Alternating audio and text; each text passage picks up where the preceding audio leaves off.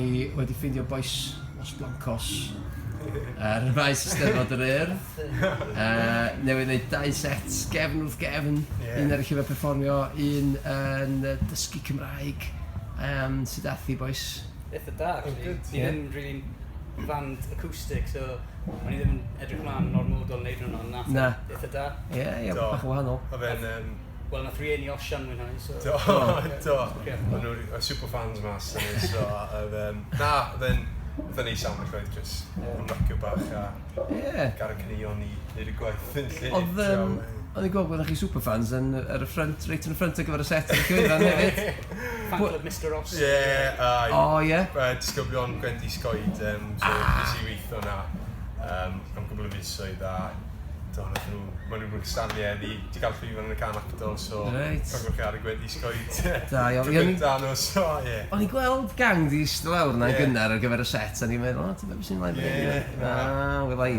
Roadies. Mae'n neis gael fans yn dweud. Ydy, mae'n gyd. Mae'n gwych bod nhw'n mwynhau yma. So beth sy'n... Da ni wedi bod yn dilyn gyrfa Los Blancos yn eitha agos efo Selar ers i ni ddarganfod clarach ar SoundCloud. Dwi'n meddwl wnaethon ni wneud un o ddewisiadau 5 penwythnos ar y pryd. So beth sydd bod ar y gweithio efo chi'n fwy diweddar? Da chi wedi mynd o'n nerth i nerth, really, ynddo? Do. Gigon, tipyn. Nes i weld chi'n Comedy Festival, Machynlleth.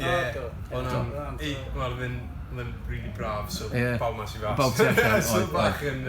Oedd hi waren iawn, so oedd hi mwynhau e.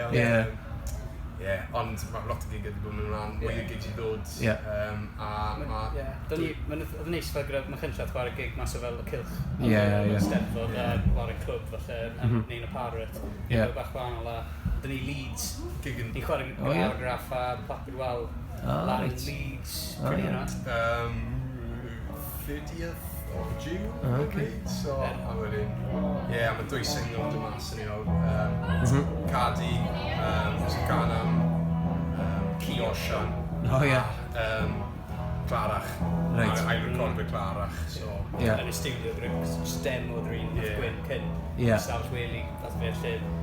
Mae'r sŵn byw di datblygu tyn bach ers ni, so oedd yn neis recordio fe mwy fel i ni'n actually chwarae fe'n fyw nawr gyda Chris yn y studio fyd, so mae'n swnio bach yn wahanol.